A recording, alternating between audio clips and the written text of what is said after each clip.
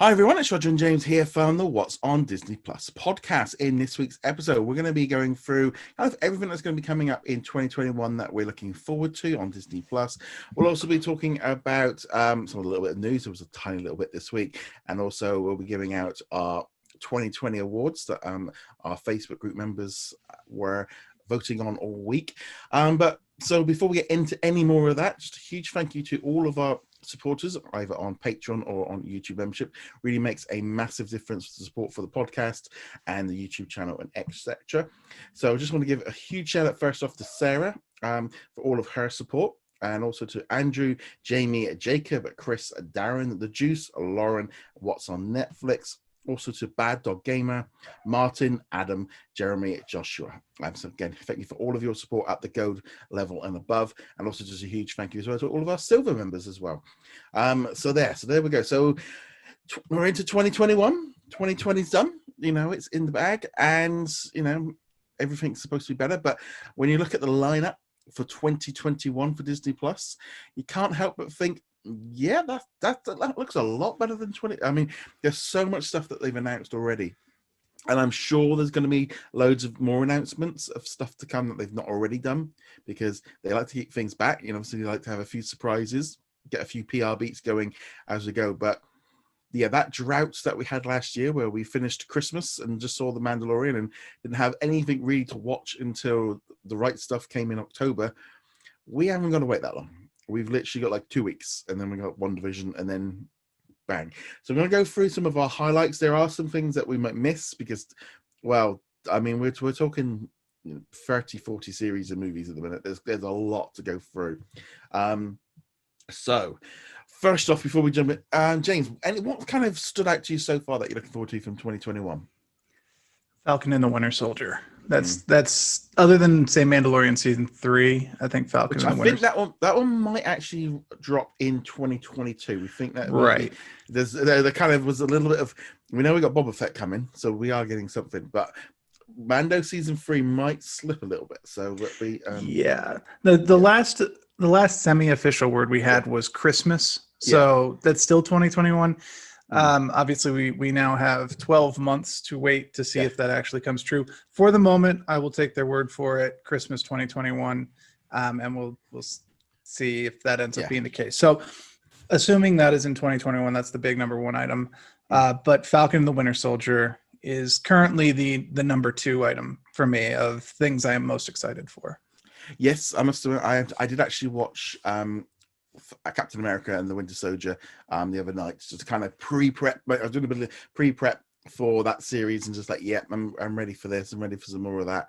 I think all the Marvel series stuff, there is, for me, actually, WandaVision could be one of those things that's going to be really weird, but Miss Marvel is the one I'm probably the most excited for, because having seen her in the recent Avengers video game, just something new, something fresh, it's not been introduced through the Marvel movies. And that's the one, if I had to pick the one out of the 5 that I'd want to watch, it probably would be that one, because that's new to me. That's fresh. That's what I'm looking forward to. I would definitely put Miss Marvel near the top of the list. She doesn't take over the Falcon and Winter Soldier spot, but if we were going to talk about like only new characters or new properties, Miss Marvel would definitely be at the top of that list. Here's hoping it's good.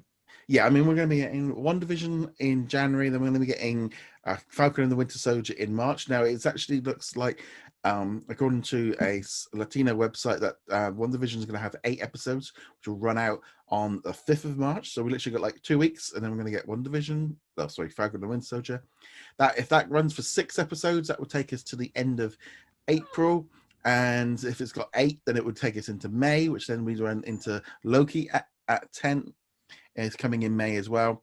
That will then lead us through probably till July, which we're going to get into summer for the What If animated series, which I'm really looking forward to as well. And then that pretty much will then lead us into Miss Marvel and Hawkeye. So I'm guessing we're going to have 2 to 3 weeks between each of those series. So Marvel, we are looking good for Marvel. I mean, considering Agents of S.H.I.E.L.D. was pretty much all we got in 2020, though I'm still getting new episodes. I think I've got like 2 or 3 episodes left on the UK one. I'm just going to watch last night's episode that dropped because we're getting the 7th season every week, and I'm really been enjoying that one. So it's kind of filled the void a bit. And my mum just sent me a free voucher for a free movie rental because she decided with her bank that maybe cinema tickets weren't much use this year. So like every like month or two, I get like a code come through. So I think I might even rent New Mutants to kind of just to, well, it's not really costing me any money, but that's like the only bit of Marvel. But lots of Marvel stuff coming up in 2021. So much stuff there. Yeah, 2021 is going to be the year of Marvel, and 2022, we're going to take a guess, is going to be the big Star Wars years, with a lot of the stuff that was announced back at the investor call starting to show up there. The thing, I'll be honest, as far to me, is if we get one Star Wars series plus an animated like thing a year, that would be, to me, would probably be the perfect amount, because I'm a little bit worried about Marvel this year. Because not only have we got those 6 series, we've also got Black Widow, Eternals, Spider-Man 3, and Shang-Chi, I think. Shang-Chi. And then we've also got Venom 2 and Morpheus from the Sony side. That's a lot. That's a lot of Marvel, and I'm hoping we don't get burnt. I don't think as a Marvel fan I would be burnt out, but we've gone from nothing to pretty much we've got an all-you-can-eat buffet in 2021 of Marvel content. It all depends on the quality. If they can keep the quality up, then I will keep going back for more plates at the Marvel buffet. If it turns out that one of them isn't up to snuff, okay, that's fine. But if we see an overall quality drop across the board, that would be problematic. Not really expecting it. I think if there is going to be a quality drop, it'll come in the future when they get a little more complacent and stop putting the top talent on everything. But it is definitely a concern.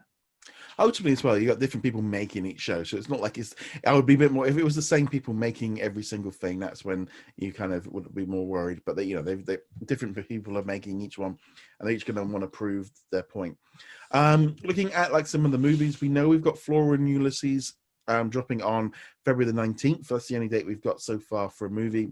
No trailer, or we kind of saw a little bit at the Investor Day of this squirrel jumping around. We also know we're going to be getting the Night at Museum movie and the Diary of a Wimpy Kid. And Sneakerella. I'll be honest, and Greek Freak. None of those really jumped out at me as being like, oh, I must watch them. I think the movie lineup is still a little weak, and hopefully we'll find out some more if we can get Peter and Wendy and the Home Alone movie around Christmas time. That's what I'm expecting. But yeah, the movie lineup's a little bit weak. We've also got the Jacques Cousteau documentary from National Geographic hopefully coming as well, which is the one I'm probably more interested in watching. But I thought the movie lineup at the minute doesn't look quite as impressive. I assume that we're not including stuff that'll probably get a theatrical release at the same time, right? Yeah, so we're not talking Ray, Black Widow, etc. No, that's just the Disney Plus original movies. Anything catch your eye from them? I'd have to second Jacques Cousteau. It's been a long time since I've heard that name pop up, but he basically founded, scuba diving, modern marine biology. It'll be very interesting to see what National Geographic has to say about it. Yeah, and we've both qualified scuba divers, so that's why we're probably a little bit more interested in that one. No one with a sane mind would let me have a scuba tank without a refresher course at this point, though. No, let's say if I'm going in there, I always go with a guide. It's more safer. Moving on from there, we like to see brought in Premier Access. Now we know Raya and the Last Dragon is coming on 5th of March, and to be honest, they've kind of been very vague about how they're going to do this in the future. And I think they're being vague because they're going to take it one step at a time. They're going to see how it does. Will Raya do all right? That's good. I think that's going to be the big question, really. Does Raya do okay that they'll want to carry it on? Because I don't think they want to take that chance with Black Widow straight away. But it really depends on where we are with the vaccination program, of how people are feeling. I know the movie comes out like the end of April, beginning of May over here, and the thing is that's interesting about it is, as far as our government are concerned, they're still looking towards Easter before things might start improving. So it's going to take a while to get people back into cinemas. So I wouldn't be at all surprised if we end up with most of the 2021 film slate also doubling up onto Disney Plus if they get the numbers and it's kind of they're happy with it. That's going to be the key thing, really. It's going to be that. It's going to be how does HBO do with their day and date releases that they're doing on their side. And from the consumer point of view, it's going to depend on price. I think people were willing to spend $30 on Mulan or not. You know, the numbers weren't great for it, but we weren't really expecting them to be because they just wanted something. Red might not have the same level of expectation. You might not get as many people doing $30. Maybe you get more. I don't know. I'd be surprised if more. Black Widow, on the other hand, I think we'll do fine if they have to do like a $30 price point. Yeah, I think the thing is, if they're in cinemas at the same time, it reduces the strain on the box. It does, they can cater to both models at that point. If you're on your own and you don't want to pay it, then you're fine. But then if you've got a family, then the $30 is a good value. And I think we are going to see it continue on. They didn't build that host system for nothing. I'm sure it's going to be carrying on for a while, and I wouldn't be at all surprised if by the end of the year it just becomes standard fare. That because if they're getting $30 for a rental, that's still quite a lot. It's and they also have to keep the perspective that they do still need to play nice with the movie theaters and will for quite some time. I know movie theaters were hit very hard this past year. I'm still thinking of it as this year, but I mean 2020. And some are going to be impacted very heavily moving into 2021 as well. But Disney can't be perceived as competing directly with them at this point. So for that reason, I think we're going to be looking at the $30 price point still. Yeah, I think the Premier Access was. I don't think they're going to go the HBO Max route where it was just included in that. I think if they're going at that price point, they can kind of go to the cinemas and say, look, we're doing. You've got it as well, and we're charging a premium for it. We think that there's something to it, and I just think it makes so much sense to be able to go. It's on Premier Access and it's at cinemas. You're boosting Disney Plus while at the same time showing that it's worth something. It's not a throwaway movie. You're instantly giving it that thing about, well, we think it's worth $30 if you want to watch it. That it sends a signal that it's high quality. Even if, and I kind of look at it and go, well, if everyone, even if it doesn't do too well, it's just I would almost look at it as a top up to the box office rather than a chunk of it. I don't know. It'll be interesting to see how this is all going to play out. But also, I mean, the trend even before COVID was that people were going to cinemas less, and Disney were able to have these big events. But if it wasn't a big event movie, people weren't going. And that's probably going to continue to be. There's some movies. There's some movies on that lineup, like you said, the Marvel ones. Yeah, you go for it. I'd probably say the Jungle Cruise would be a movie that I'd go for. But whereas if it was like the Kingsman, I'd be like, yeah, that's maybe not worth the $30. I enjoyed the first two, but that price point might be too high. But if you're on a date night or you got a family, I think it does change it. Kingsman's probably not the one you put in front of kids, though. Just guessing. No, I don't see that. Not judging from the first two movies, anyway. Yeah, they're really good. I mean, it's proper kung fu movie. I'm not saying I really did enjoy the first one. The second one was okay, but I would not put them in front of your elementary or middle school age kids. Yeah, the thing is as well is I'm essentially as well. Obviously, this year things are really kind of going to be changing a little bit in terms of like the content coming, because obviously Star is for like us in the UK and across Europe, in Australia, in Canada. Disney Plus is getting a massive upgrade next month with Star, where we're going to get access to all of these movies. We're going to be getting all the 20th century movies. We're going to be getting all the FX shows, all the ABC.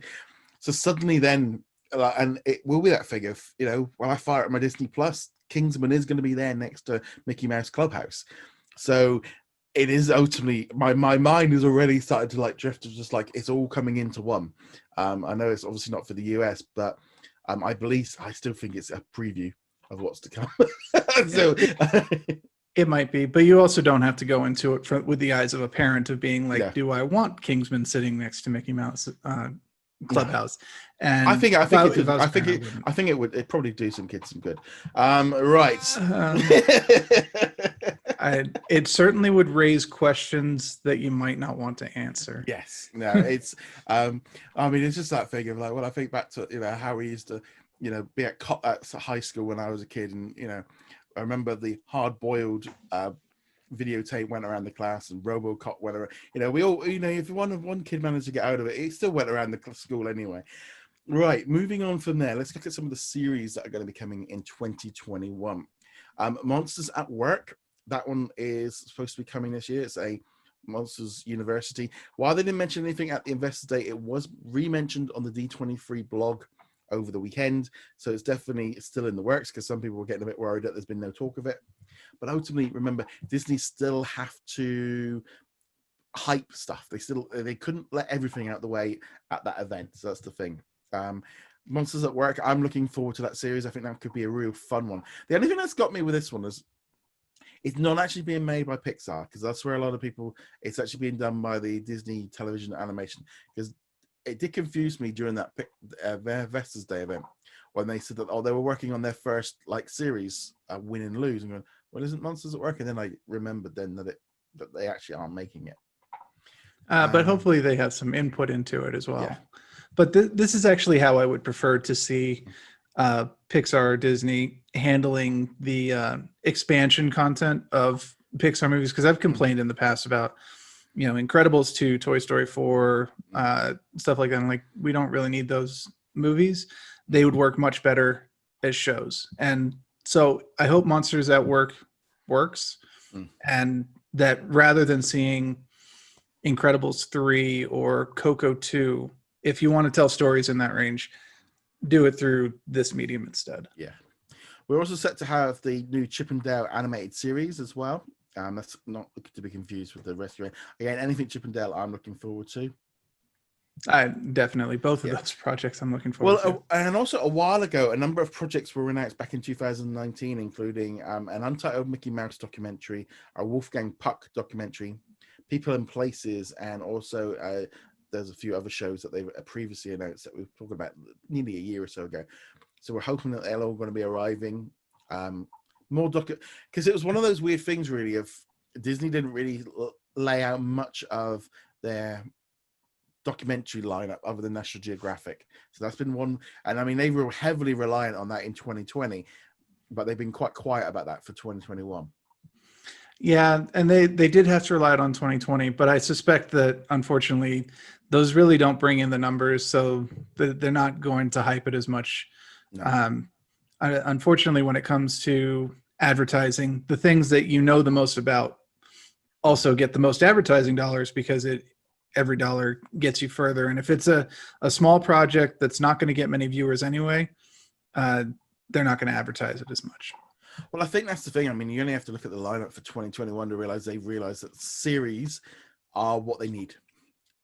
Long drama series and animated Marvel, whatever way they're looking at it, series is where they need to pick it up, and that seems to be the thing going forward.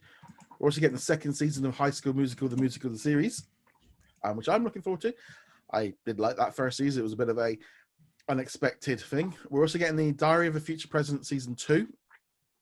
They are filming that right away. I'm going to lead that into a conversation anyway, because we're also going to be getting Mighty Ducks and The Big Shot. Unfortunately, now, due to the rise of COVID cases in California, one of their departments have kind of put out a thing saying, please do not return back to filming just yet. Give it a few weeks, because they obviously took a break for Christmas, and a lot of the filming that was supposed to restart on Monday on the 4th has been pushed back either to the 11th or even the 18th to try and get the kind of things under control. And Diary of a Future President season 2 was included in that, along with Big Shot, both of which are currently on pause from filming. I think they're down, so there again, this situation is still causing delay. While it was 15, 16 series by ABC and FX and Hulu all kind of put on hold because of this, and it's this is still going to cause a problem for months and months to come. And you're only going to need one case on a set to suddenly put it on hold. And I think we've all got to accept that, release dates are and Disney will be very, very smart not to put release dates until they are until it's basically in the can, edited, put together, and ready to go. And I'm really hoping that's why they're very vague on some of the dates and stuff at the minute, because that's what I'd do.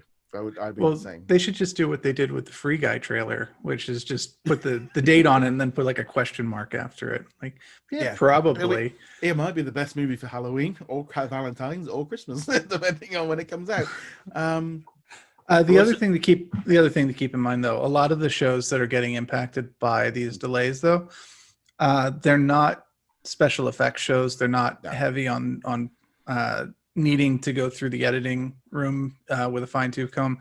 They follow a more traditional sitcom style editing, which means that even though there are delays, they can still turn them around relatively quickly. A delay on Falcon and the Winter Soldier is going to get compounded, because you've got to do editing, you've got to do special effects, you've got to do CGI and all that fun stuff. You don't really need to do that on Diary of a Future President. I mean, you remember the whole thing last year with like the Mandalorian season 2, where people were like in March and April demanding the series be dropped, and like, well, they finished filming it. Like, yeah, but you do realize, like, the Crate Dragon just would have been a sock puppet.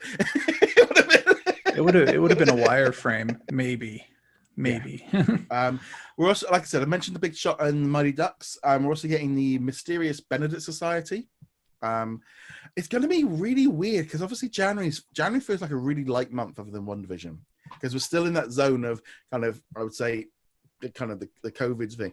But then you've got like Turner and Hooch, and you got all these shows, and you're looking at it going, how many episodes are we going to be getting a week of stuff? Because there is going to be some serious crossover. The idea of only having one show a week is not going to happen. I mean, I just said there, what? 5 or 6 different Disney shows on top of the Marvel shows. 6 Disney. We only had basically 1 or 2 if you include the right stuff. I mean, we're gonna, there's a much more going to be dropping, and I still think drama will obviously be dropping weekly, but I'm looking forward to having multiple things to watch during the week. Yeah, and for most people it won't matter. You'll pick the shows that you want to watch, and you won't worry about the rest. But you'll have much more options this year. Mm-hmm. And yeah, for us, we'll kind of be scrambling to watch stuff before, because our schedule doesn't let us take too much time. But for most people, you can drop The Mandalorian or WandaVision the day it comes out, and then you can be like, you know what, I'll check out Diary of a Future President later in the week, kind of do it during a lunch break or something like that. Yes, this is where that situation for me is like, usually it's like especially with some of those series of like, it's like, see if my wife wants to watch them so we can watch them on a Friday night kind of thing. But there's a lot of interesting things going on there that I'm looking forward. Just nice to see like Disney coming out with like more than just 1 or 2 series there. That's what I'm looking forward to. We also have got Doug Days, which is a new short series from Pixar, which could be a lot of fun. Scrolling past all the, we're getting Pixar Popcorn in a couple of weeks. I really don't know. We really haven't really seen anything about that at the minute. Star Wars wise, The Bad Batch, that we don't know when that one will be dropping, but I'm hoping it's pretty soon. I wouldn't be at all surprised if it was May the 4th. I think that would be quite a nice, for at least the series at least to start. At least a trailer on May the 4th. Well, I'm going to think that they're going to have to try and fill that gap between Mando and Boba Fett. So if they can drop it either before or after, that would be, I don't know. I mean, I know May the 4th was always a bit of a thing, but last year Clone Wars dropped in February and ran through till May the 4th. So it'd be quite nice to have that again, if that's dropping weekly. That'll be another nice series to kind of look forward to. Depends how many episodes there are in that arc. It depends on how many episodes there are. It also depends on how many episodes they were able to take from the Clone Wars pile. They'd had a number of episodes that were in production that we still haven't seen. And they may have been able to salvage some of those, but I suspect it's probably mostly coming from scratch here. And obviously as well, the good thing was primarily even though 2020 there was so much stuff kind of shut down, animation was the one thing that able to keep going, and it's probably why we've got a lot of animated stuff on the 2021 lineup. Things like the Diary of a Wimpy Kid and Night in the Museum. I'm sure that they got flipped. Maybe there's just something that they can just flip so much easier. And there's quite a few animated series and stuff where they're just kind of like, whatever goes on, we can still make these shows. We don't need to be relying on sets and people and stuff in locations in large numbers. And I would definitely prefer an influx of animated shows to quick and dirty game shows and trivia shows. Yeah, I mean, just on a side note, really, this past week it was revealed a lot of the information on like the viewing figures on some shows, and the Disney Channel's was over 33% down on viewership from the previous year. Nickelodeon was down about the same. Disney XD, Disney Junior, they were all down. All networks were down. The only one that really didn't do as badly was ABC. They were much less hit than anybody else. But this kind of trend of, I mean, they've been dropping year on year on year. And as much as I said it before and it hasn't happened yet, if we don't start seeing much more... Oh, my dog has just found a squeaky. I was wondering what that was. Yeah. That was... She's not having that one. Squeaky toy. Yeah, squeaky toy. That one snuck into the room. Yeah, I think we are going to see some of those shows starting to drop. It's maybe next fall. We're going to start seeing that happening a lot more with content arriving from the Disney Channel, and that will start boosting up with the animated series as well. I think we're definitely going to start seeing something like that happening. Time to make sure that the dog is it's not is entertained. Yes. We're also going to be getting some National Geographic stuff. So we're getting Limitless with Chris Hemsworth. Again, that's all been filmed. That was all managed to be filmed. We're also getting Welcome to Earth with Will Smith.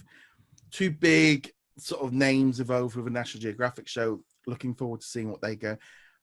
Again, this compounding thing of just going, you're seeing all these shows lining up and you're going, well, how many shows are we going to be getting? 3 shows a week? I mean, January still, like I said, is very, very thin. But what's the full season going to look like? I mean, they are really revving up to get people in and staying into Disney Plus. I mean, we are. We were on our Facebook group, and I'm saying, like, we didn't have really anything dropping. I mean, yeah, we had like the Fairy Tale Weddings and the Star Wars series and Diary of a Future President, but nothing was really like grabbing the. And remember what it was like in October when we had 2 series on the go at once. It's like we should be having that for probably most of 2021, I'm imagining. At least after January, yeah. It's going to be a very television-filled year. It actually is kind of feeling like we're gonna Disney Plus is going to move more towards a television model. Not obviously not in terms of scheduling, but in terms of a wide variety of programming that you can find something that everyone will enjoy. Might not be the same thing for everybody, but people will be able to find things. Yeah, no, it's just looking pretty impressive. We're also getting Secret of the Whales, a 4-part series, and also A Real Bug's Life and America the Beautiful. So a nice little bit of National Geographic stuff on the side. I kind of hope they don't do the whole drops on them at once. I do like the weekly drop rather than dropping 4, 5, 6 episodes.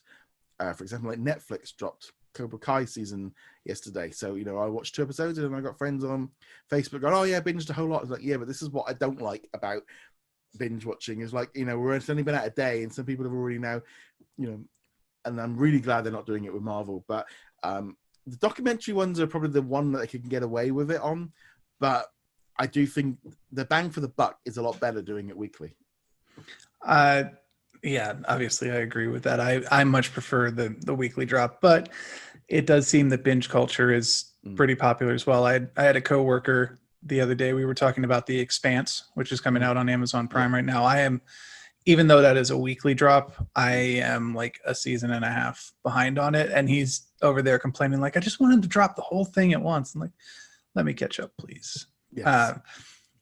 I want to have that conversation when the season's done and discuss it with you and not have you sitting on the other end of the line going, have you watched the episodes yet? It irrationally annoys me when you've got somebody who is waiting for you to finish a series so they can talk about it. And I'll be on the other side of that occasionally too. I'll be like, I've seen all of the Mandalorian. When are you gonna watch the final episode? But it kind of takes some of the enjoyment away, honestly. It's funny because obviously, like last year with the Mandalorian season 1, a lot of it wasn't out here officially in the UK, so I'm there watching it weekly, and I'm there at my Star Wars, my gaming group, and they're like, some of them are like, we're talking about it, and then we're going, oh, okay, we've got to keep the spoilers down because the rest of the guys aren't getting it till March, so we had to kind of wait. And obviously, like this time, you didn't have that. Everyone was on the same page. I mean, it's really funny now with like the Mandalorian. I mean, I have like a Star Wars face mask at the minute. I have builders shout across to me about, I don't know if I'm enjoying the Mandalorian. I was in a car showroom looking at new cars, and like 300 reps were asking me about how cool the Mandalorian was. And it's like, there's like that kind of thing of like going, hold on, where I'm getting comments here in places that it's like I've not had that with Star Wars for so long. I'm thinking, when you got just random people, just like suddenly they see something, you're wearing something Star Wars, and it flags about the Mandalorian. It's like, okay, this is because we weren't able to have that last year over here, so now it's just really nice. It's been really nice having that whole side of things going on. Looking forward again into 2021. Now this is where I've said before, Star is going to be getting, as far as part of Disney Plus internationally, we're going to be getting like 35 original series.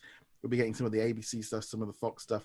So there's going to be a lot of additional shows that are even more mainstream. I'm really interested to see how all this plays out with the contracts over here in different countries and where it shows, because data is all going to start showing what is going on.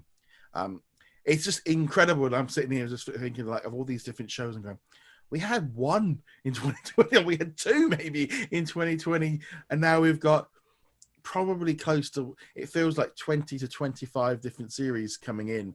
And like, that's a lot. I mean, when you're looking back at like the best of 2020 awards and all the rest of it, all the ones that people were voting for, and there was very often like a clear one or two outliners ahead. And then like, the documentary series and stuff, discussions about like Road Trip and Becoming were just like nothing. Nobody really is paying any attention to them.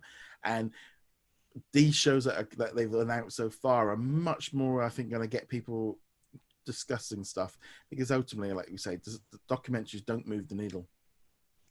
And it's not even just that. Like we did our lists last week, and like these lists look awfully similar to each other. I'm not expecting that this year. Obviously, there will be some major items that will cross over, and people can probably predict what those are. But once you start getting past maybe the top 2 or 3, our lists should start looking different. And I think if you pick any random group of people, you'll find that everyone had something different that they were looking forward to throughout 2021. It's funny because, like, for example, like the worst of the, I did an article and I had a few people going, well, where's Artemis Fowl? The reviewers didn't like it. It's like, the reviewers might not, but I didn't think it was that bad. That's why I didn't put it on the list. There was that little bit of freedom. Of course, with Disney Plus, it kind of is like, that was a failure. So it might be a lot harder in 2021 to work out what people don't like and what they do like and all the rest of it. And whereas I think you could kind of almost pre-guess some of it in 2020. I mean, you could. We watched Timmy Failure at the beginning of the year, and we're like, "This is up there in the contention for worst movie of the year." And it was February. Yeah, it was really weird because I looked back and it was like, when I thought of all the worst shows, they were all the February and March ones. Everything that I didn't like was out in those 2 months. When essentially Disney Plus was in the baby zone. I still think it was still in that kind of, we're Disney's so safe and we can't do anything slightly, and they didn't know where they were going. And I think 2021 is showing that they've got a much clearer path of, they still haven't fully gone there. They have over here, but not in the US. But there's a much clearer path of going, we need to kind of loosen the reins a little bit on the Disney brand. Yeah, and I think what we'll also see this coming year is if there is bad content in the beginning, January through March, we get some shows and we're just like, these are awful. Yeah. We wanted them to be good, but they're awful. We're far more likely to forget them this time around because the content will be building up throughout the year. So when we get to the end, when we get to December, we'll be like, the ones that'll be in mind will be stuff from maybe June onward. And if there's like a really bad movie in March, unless we're going through a list and be like, oh yeah, I remember that one, that was awful. It's just not going to come up. Yeah, I still like it's just, I think January's still in that situation. We're still in the, and I've been saying this for months, expect a drought in January through to March because all the stuff that would have been filmed wasn't. But I'm just glad in some ways Falcon pushing into March kind of is going to help fill that void. So that's a good, I mean, it's still unbelievable that we're going to be getting so much Marvel. It still just doesn't, it's like 5, because I thought, I remember going from Hawkeye can't come out this year. There's already 4. No, that's coming out as well. That's a lot. Yeah, so what kind of, I mean, looking at sort of 2021, there's a lot there. There's a lot of other shows. I think we've got like the Doogie Howser. We've got the we've also got the... How about that one? Yeah, I mean, I did as well. It's only because it popped up. And there's a few other shows, like the Proud Family as well. That, that's returning. And there's also lots of rumors of other shows and stuff coming in. But yeah, it's just looking pretty impressive for 2021. And it's very nice going into 2021 and go, look at all this lovely stuff to watch. I will say I do appreciate that we do have a kind of light January, though, with the exception of WandaVision. It does give us a little chance to breathe after getting so many good items, Mandalorian season 2, Soul, stuff like that at the end of December. And I'm like, all right, I've got a couple of weeks here. I can kind of chill, get caught up on some stuff I missed throughout the year. And then we will start going just full on once WandaVision drop. Well, really more like once March rolls around, but still. Yeah, gonna be good. And also nice as well to kind of keep people subbed to Disney Plus, because the amount of people that left obviously when Mando ended, I think obviously the Marvel fans are going to be coming in much bigger numbers because they're going to have something to watch, which is good. So I mentioned before that people on our Facebook group, which is over 150,000 members, have been voting this week on the best of the 2020 awards. So I thought I would just go through what people picked. So from the best original movie of 2021, Hamilton picked up 2020. So Hamilton was considered the best movie.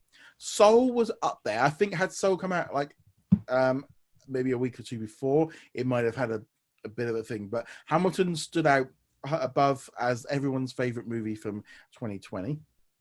On Disney Plus. The best special of the year was the Lego Star Wars Holiday Special. That one, a lot of people enjoyed that. What was on that list? What is on the specials list anyway? So I put on there, it was basically, I went on the Disney Plus app and I looked at how, because they broke it down into movie, series, specials, and shorts. So that's how I kind of did it. So the nominees were Taylor Swift, High School Musical, The Holiday Special, Black is King, A Celebration of Music from Coco, and Lego Star Wars Holiday Special. So it really, I think that I thought that was quite a nice wide range of stuff there. Actually, in terms of genres that we're looking at or categories, that's probably the widest ranging one. Yeah. Then we had the drama series. I did break up drama series and entertainment series because a lot of people go, "Where's Mandalorian on the entertainment?" It's like, well, you can't put like On Point up against the Mandalorian. It's like that's not even. They're not.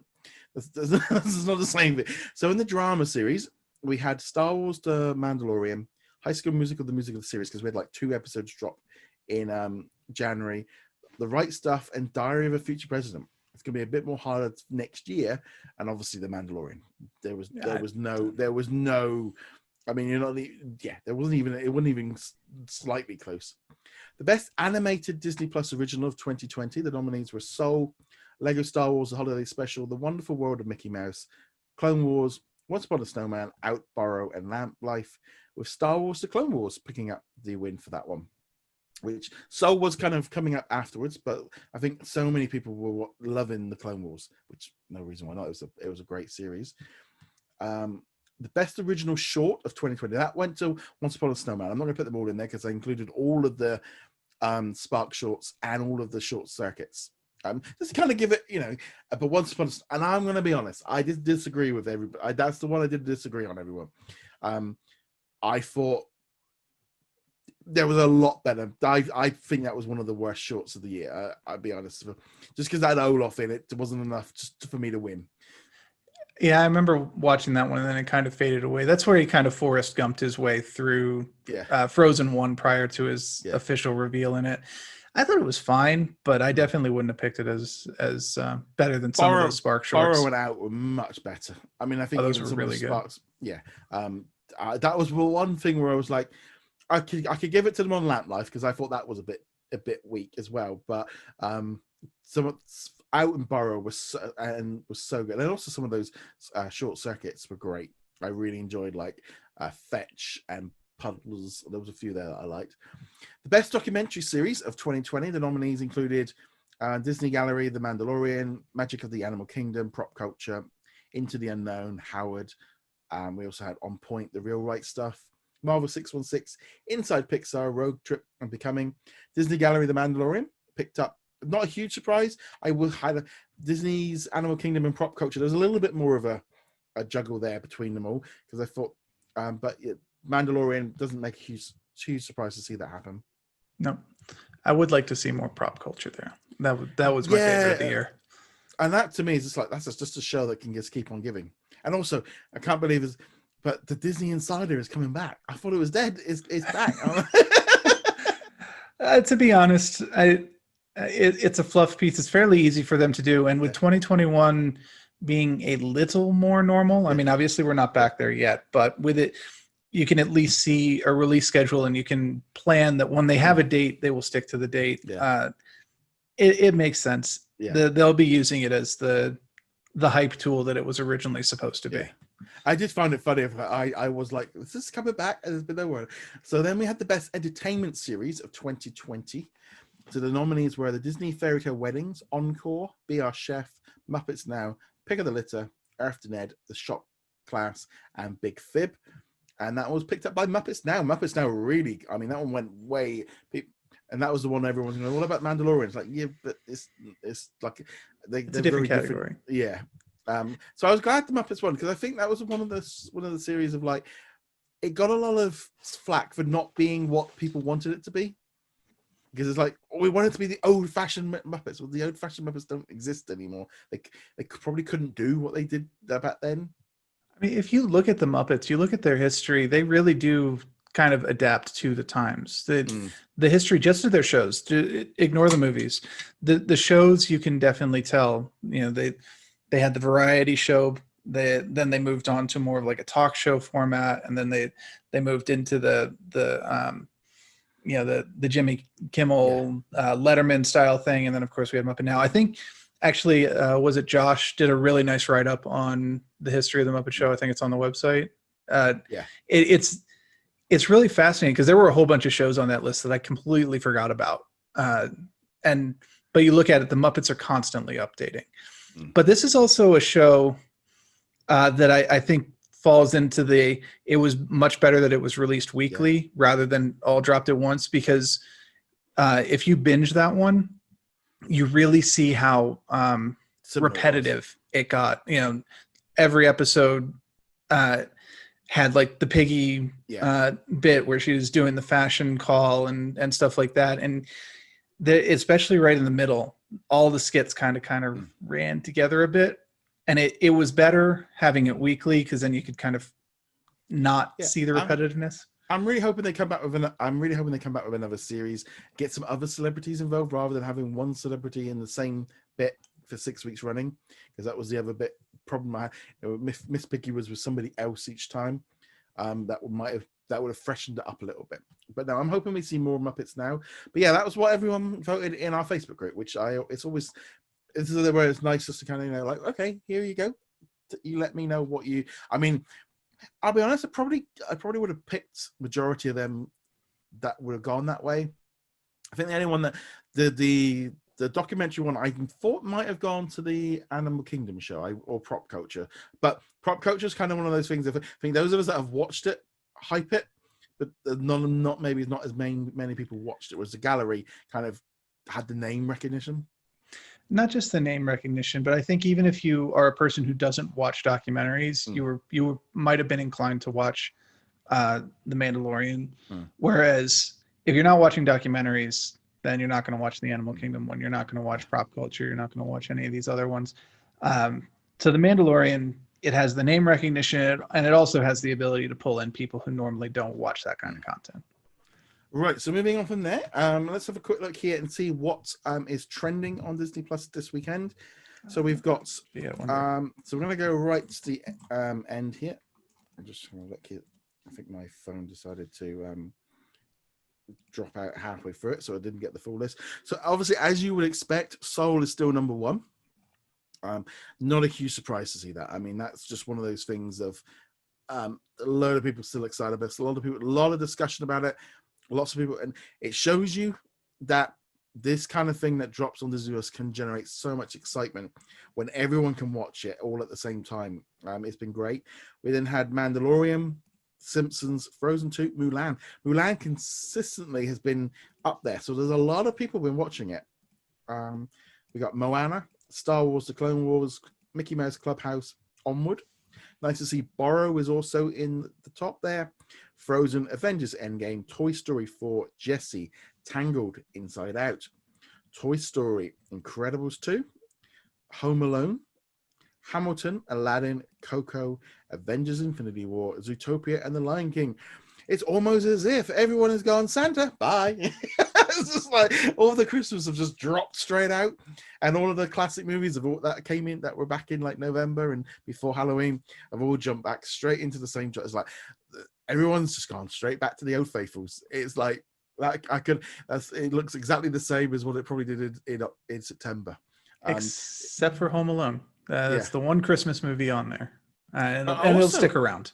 Some details. I actually might bring that one up. That'd be a bit of fun to kind of tie into this one, because there was to put up an article where, looking at the top tens for the entire year, and they're kind of collecting the information and working out what was the most popular consistently, and it's kind of fun to see like the most like popular series and also the most popular movies. So I'm just going to bring them up now, and it is just amazing of like what people were watching in terms of like Moana was the number one movie of the year on Disney Plus.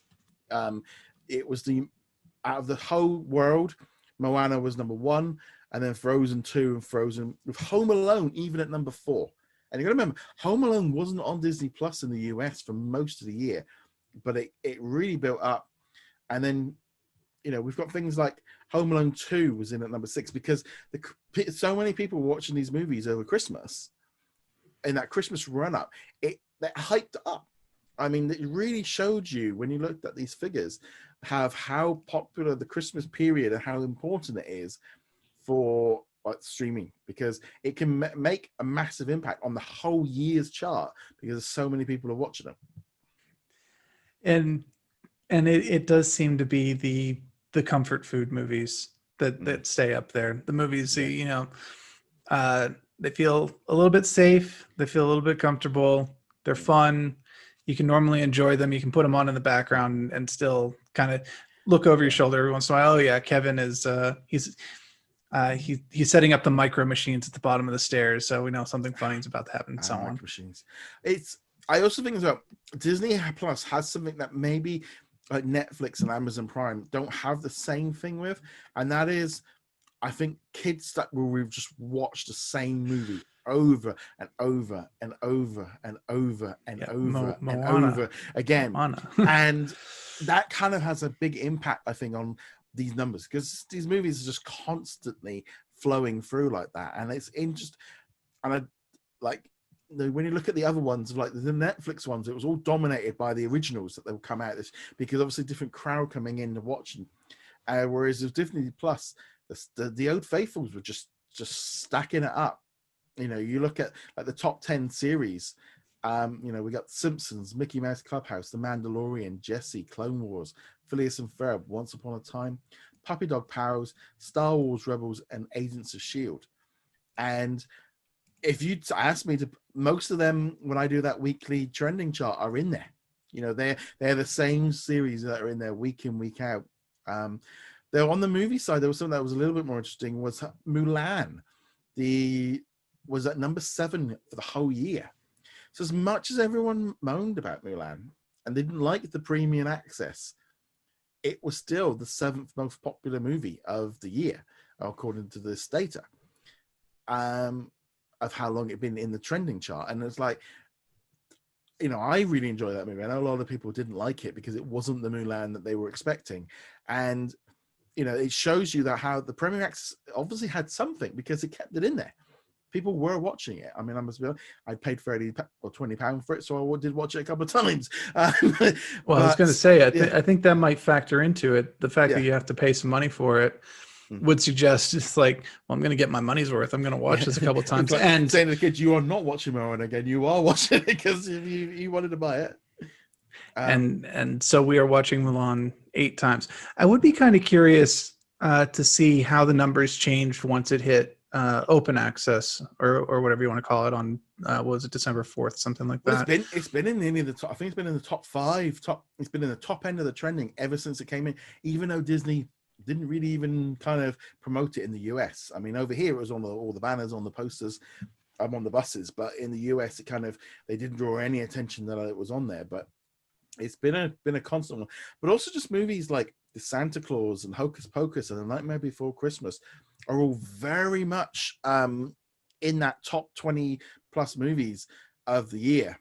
And it's like, just, you know, and there's 10 months of the year where they're not even being watched, and then suddenly in the holidays people are just flying in and watching them, which shows you the power and why maybe Disney is right. Because also Godmothered was in at number 16 on this list of 25 around the world. It was kind of like the only Disney Plus original movie was Godmothered, and just like that. And Noelle was at number 24, so we kind of maybe count that one. Yeah, but Noelle came out last year, so well, yeah, but it didn't. Or sorry, 2 years ago now. Well, no, but in like Europe, oh, that's fair. It didn't come out until the end of November, so it only came out like 6 weeks ago in Europe. So that would have given it a bit of a boost. But Godmothered was the only really Disney Plus original movie that went into this like streaming chart consistently, which again is quite. It's like, again, it's a holiday Christmas. It dropped when people were watching. I think we're going to see this what, you know, we said about these movies in December and November dropping the way they did it with Black Beauty, you know, Godmothered, Safety, Soul. It is the time to drop movies. It is ultimately when people are watching movies more, is at that time of the year. It makes more sense to drop them then than in any other time of the year. But just very interesting, just looking at those stats, really. And we don't see that with any other holiday.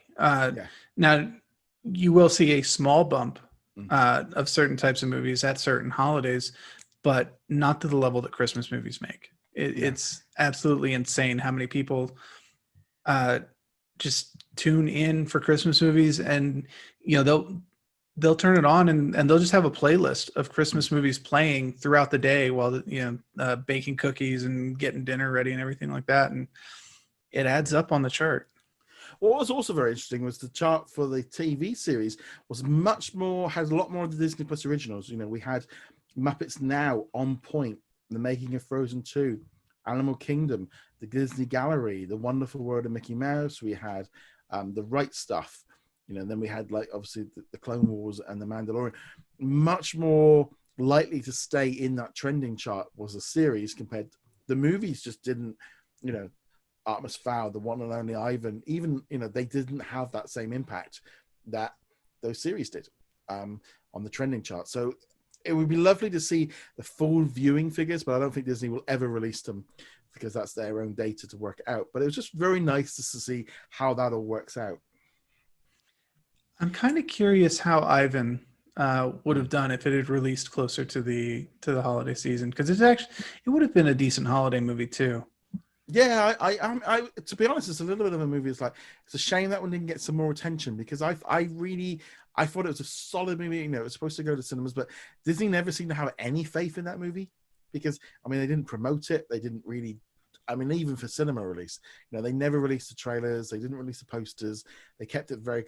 There's like, I think like there's another one like Ron's Gone Wrong or something from 20th Century coming out in a few months, and we still haven't even seen a picture of it yet. That's when you start worrying, is when you haven't seen anything. I think the only movie that they didn't that they promoted even less than Ivan was that Magic one. Not the second Born Royals, the Magic Camp or whatever it was called. That felt almost like here's a grenade. Right, it's out. We don't have a poster, we don't have a trailer, but we have the movie. It's been sat on the show for 5 years, but we haven't done anything with it. So I don't know.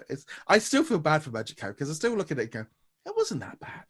I mean, no, but it's important to note it wasn't that bad. It's definitely not something where we're clamoring to go, hey, this is really good. The thing is when it's a streaming movie, your expectations can drop. And also, we watched one on Netflix yesterday, The Escape Room.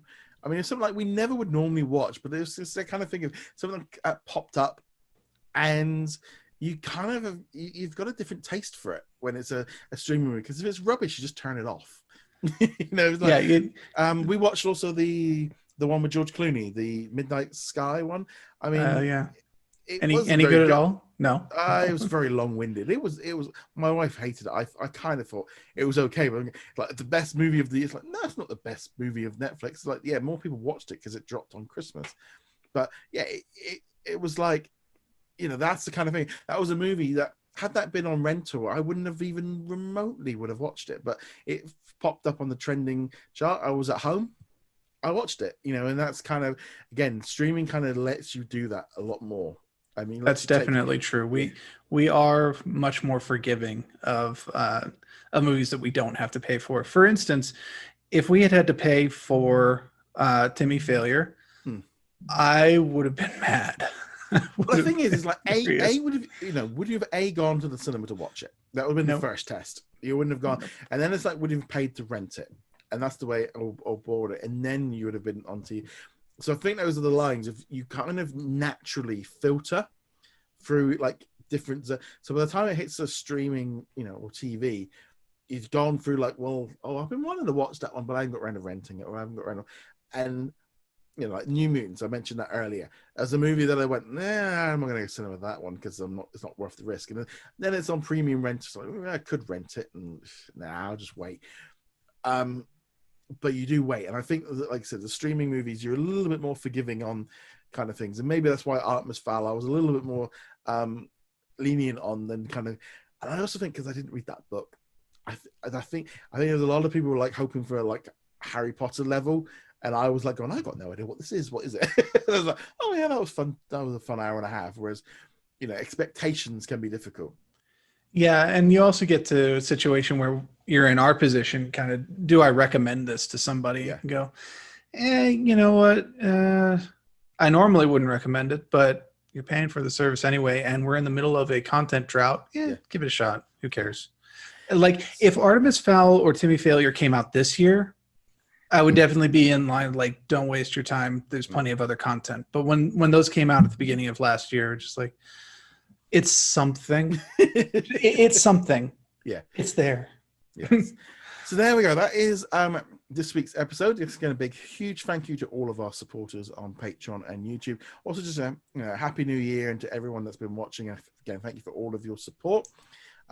Once this is recorded, I'll probably be dismantling the Christmas set. I'm going to take down all the trees and all the bits and pieces this weekend and kind of get the house back to some kind of normality. Though I have kind of grown accustomed to this blue tinsel, but I think it will look completely out of place in February, in like June. I mean, you've got the blue lighting going on too, so it's not like it's going to change all that much. No, well, I did kind of, I did go for a little bit of theming with like the blue. Z plus blue for the tinsel, so there was a little bit of thought. But so let's end this one here. Thank you very much for watching. We will have a special episode of the Avengers Age of Ultron review, which will be like a preview for WandaVision. That'll be available for patrons and YouTube members this weekend, and it'll be available to everybody next year, or not next year, next week. We're not going that far for and also just a quick note as well, ideally we're going to be doing a little bit more of those retro reviews as well, so they'll be seeing a lot more of them in 2021. Anyway guys, thank you very much for watching. We'll see you guys soon. Later.